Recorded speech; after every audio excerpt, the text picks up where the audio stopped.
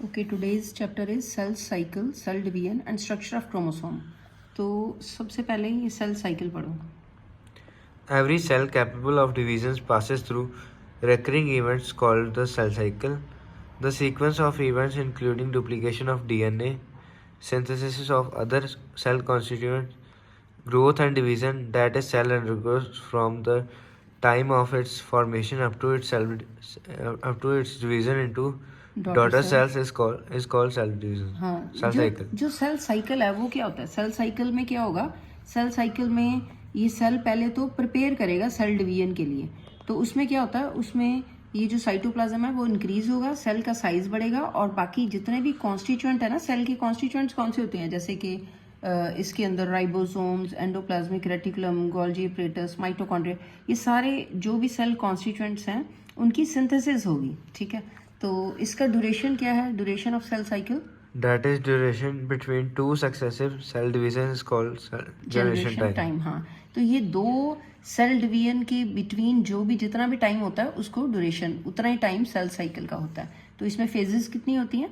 दो फेजेस होती हैं, एक इंटरफेज और दूसरी माइटोटिक फेज. जो इंटरफेज होती है ना, ये नॉन डिवाइडिंग फेज होती है, इसमें सेल डिवाइड नहीं होता. जो माइटोटिक फेज होती है ये डिवाइडिंग फेज है, इसमें सेल डिवाइड होता है. ठीक है, और सबसे पहले इंटरफेज पढ़ो. Interphase. It is a non-dividing preparatory phase during which a cell prepares for the next cell division and grows to the same size as the mother cell. हाँ, सबसे पहले इंटरफेज क्या है? इसमें सिर्फ इसने प्रिपेयर करना है सेल डिवाइड होने के लिए. ये प्रेपरेटरी फेज है, मतलब इसमें एक्चुअल सेल डिवाइड नहीं होगा, इसमें प्रेपरेशन होगी. आगे बढ़ो. The chromatin reticulum, also called chromatin network, duplicates due to the duplication of DNA contents. It is further divided into three substages, that is G1 phase, S phase and G2 phase. अब इसमें क्या होगा? Interphase की बात कर रहे हैं. Interphase में पहले तो 3 फेजेस होंगी, G1, S और G2. तो इसमें होगा क्या इन तीनों फेजेस में? ये जो डीएनए है वो भी डुप्लीकेट होगा और बाकी भी चीजें जो हैं सेल की, जो दूसरी सेल की कॉन्स्टिट्यूएंट्स हैं वो भी सिंथेसाइज होंगी, उनका सिंथेसिस होगा. ठीक है, नेक्स्ट G1 फेज पढ़ो.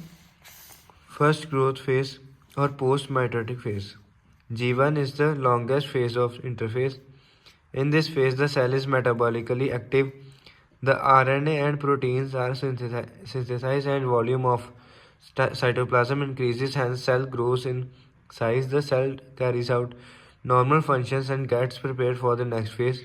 There is no change in the DNA contents of the cell during this phase. हाँ, इसमें बस ये याद रखो कि इसमें जो है ना डीएनए में कोई चेंज नहीं आएगी. ये जो पहली फेज है और this is the longest phase. हम कर क्या रहे हैं? किसकी फेजेस हैं ये? इंटरफेज की. इंटरफेज की G1 फेज में क्या होगा? ये आरएनए और प्रोटीन जो है वो सिंथेसाइज होगी और सेल का साइज बढ़ जाएगा. सेल का साइज कैसे बढ़ेगा? जब वॉल्यूम साइटोप्लाज्म का बढ़ जाएगा. इसमें डीएनए का कुछ नहीं होगा, डीएनए की सिंथेसिस नहीं होगी, वो यहाँ पे होगी. एस फेज पढ़ोगे तो पता चलेगा. S phase, synthesizes phase. Synthesis of DNA takes place and the chromosomes get duplicated. हाँ, डीएनए की सिंथेसिस यहाँ पे होगी एस फेज. एस फेज का मतलब फुल फॉर्म ही सिंथेसिस फेज है और यहाँ पे किसकी सिंथेसिस हो रही है? डीएनए की. और क्रोमोसोम जो है वो डुप्लीकेट हो रहे हैं. अभी सेल डिवाइड नहीं हो रहा, उससे पहले ये प्रेपरेटरी फेज की सेकेंड फेज है. Next is third phase, G2 phase. Second growth phase or pre-mitotic phase. This is a shorter growth phase in which synthesis of DNA stops. However, formation of RNA and proteins necessary for cell division continues. It prepares the cell to undergo mitotic phase, the next cell division, and thus the cell cycle goes on. हाँ, तो अब आपको ये देखो यहाँ पे क्या है, आपको ये पता होना चाहिए कि डीएनए की जो डुप्लीकेशन है वो यहाँ पे हुई थी और यहाँ पे स्टॉप हो जाती है. और एक बात और बता देती हूँ, जो एक होता है माइटोसिस और एक होता है मियोसिस. माइटोसिस में 2 डॉटर सेल बनते हैं, मियोसिस में 4 डॉटर सेल बनते हैं. तो अब हम बात कर रहे हैं माइटोटिक, प्री माइटोटिक फेज की. ठीक है, तो यहाँ पे अब क्या हो रहा है? यहाँ पे formation of RNA and protein जो है नेसेसरी फॉर सेल डिवीजन वो कंटिन्यू, वो चलता रहता है. नेक्स्ट इज माइटोटिक फेज, ये सेकेंड फेज है. It is the dividing phase of the cell. During this phase, the nucleus as well as the cytoplasm divides into 2 daughter cells, undergoing 4 important stages. हाँ, अब इसमें क्या होगा? अभी मैंने आपको बताया माइटोसिस में क्या होता है? 2 डॉटर सेल बनते हैं. तो अब इसमें क्या होगा? न्यूक्लियस भी 2 में डिवाइड होना शुरू हो जाएगा और दूसरा जो है साइटोप्लाज्म भी 2 में डिवाइड होके 2 बन जाएंगे डॉटर सेल। सो इसकी आगे कितनी स्टेजेस हैं? 4। कौन कौन सी? Prophase, metaphase, anaphase, telophase. हाँ जी। After telophase, the new cells formed can be again carried on with the cell cycle, and this process goes on and on. हाँ, ये मतलब क्या है कि जब टीलोफेज के बाद नए सेल जो बन जाते हैं तो फिर दोबारा यही चीजें, यही स्टेजेस स्टार्ट हो जाती है। सेल साइकिल दोबारा शुरू हो जाता है, दोबारा उसके भी आगे डॉटर सेल बनने शुरू हो जाते हैं। The cell cycle cannot go endlessly. At some places, it stops permanently, like in brain and nerve cells. Once formed in the embryo, do not divide further. Once that they are not replaced, at some places, it stops temporarily, like the liver cells, which divide only once every 1 or 2 years to replace damaged cells. At other places, it divides still it is needed. हाँ, बस आप इतना याद रखो इस paragraph में कि ये जो सेल साइकिल है ना, एंडलेसली नहीं चलता रहता, परमानेंटली नहीं चलता रहता, कहीं ना कहीं आके ये स्टॉप हो जाता है। मतलब जो सेल फर्दर डिवाइड होते हैं, 1 सेल से 2 बनते हैं, 2 से आगे 4, 4 से आगे 8, तो ये कहीं पे आके रुक जाता है। Next is production of cells and their death in our body. In children, the new cells produced are more than the cells that die. Hence, they grow. In adults, the new cells produced are almost equal to the cells that die. Hence, the cell population stays constant. In older people, the number of cells produced are less than that die. Hence, the cell population goes down in them, making the activities go slow. हाँ, ये paragraph तो self explanatory है। आपको पता ही है कि बच्चों में क्या होता है। बच्चों में एक बात ये तो आपको पता ही है कि हमारी जो बॉडी है, ह्यूमन बॉडी, उसमें सेल बनते भी रहते हैं और मरते भी रहते हैं। ठीक है, सेल नए बनते हैं, ग्रो होते हैं, और दूसरे जो पुराने हैं डेड खत्म हो जाते हैं। ठीक है, और ये जो बच्चों में है, नए सेल ज़्यादा बनते हैं एज कम्पेयर टू जितने मरते हैं, तो इसीलिए वो बच्चे ग्रो करते हैं। तो ये अडल्ट में और ओल्ड में भी बताया हुआ कंपैरिजन। ठीक है, next is cell division. Cell division is of 2 type. ये मैंने आपको समझा दिया, माइटोसिस और मियोसिस, लेकिन ये डेप्थ में हमने करना है। सबसे पहले माइटोसिस पढ़ते हैं।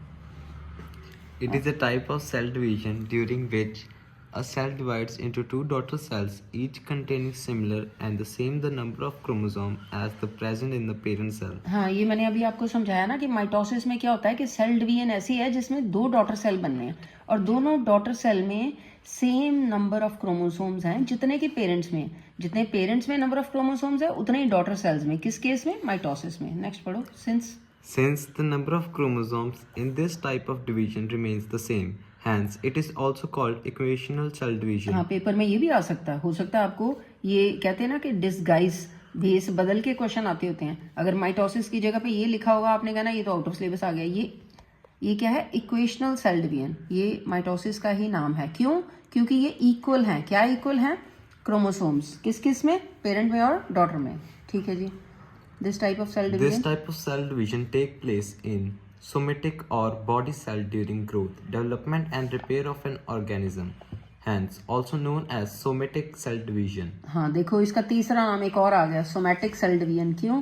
क्योंकि ये इसको सोमैटिक सेल डिवीजन क्यों कहते हैं? क्योंकि ये सोमैटिक या बॉडी सेल्स जो हैं, ये ग्रोथ के टाइम, डेवलपमेंट के टाइम या रिपेयर क्या होता है, कभी चोट लग जाए तो नए सेल बनते हैं वहां पे। ठीक है, तो वहां पे इसीलिए इसको सोमैटिक सेल डिवीजन भी कहते हैं। Next is mitosis was first all described by Strasberg in the plant cell and Walter Fleming in animal cells and named it the mitosis in 1882. हाँ, ये तो उनके नाम है। ठीक है, जिन्होंने ये डिस्कवर किया। Then as we know the cell prepares itself for the mitosis during interphase. The following 3 important events take place during the interphase. हाँ, ये मैंने आपको करवा दिया। ये हमने पीछे किया ना कि 3 फेजेस हैं इंटरफेज की। पहली कौन सी? पहली G1, दूसरी S, तीसरी G2। तो G1 में क्या हुआ? G1 में सिर्फ सेल का साइज इंक्रीज हुआ, जो यहाँ लिखा हुआ। ठीक है, एज देयर मदर सेल। उसके बाद RNA और प्रोटीन सिंथेसाइज हुआ, वॉल्यूम साइटोप्लाज्म का बढ़ गया, और फिर उसके बाद जो दूसरी फेज थी, S फेज, उसमें क्या था? DNA सिंथेसाइज हुआ था। और G2 फेज में क्या था? G2 फेज में था कि जो DNA की जो सिंथेसिस है वो स्टॉप हो जाती है। ठीक है, तो इसमें यही बताया हुआ है कि इंटरफेज में DNA, मोस्ट इंपॉर्टेंट बात क्या है कि ये डुप्लीकेट हो जाता है। Next is during interphase. During interphase, chromosomes exhibit a minimum degree of condensation condensation or cooling but cannot be disguised individually. There is an increase in volume of interphase nucleus as well as nucleus. The cell is quite active metabolically since DNA synthesis occur. Therefore, no alternative is left for the cell except to divide by entering entering the the mitotic mitotic phase. phase. तो यहाँ पे क्या हुआ, इस paragraph में यही लिखा हुआ है कि अब क्या हो रहा है कि अब यहाँ पे न्यूक्लियस का भी जो वॉल्यूम है वो बढ़ गया है और डीएनए जो है इसमें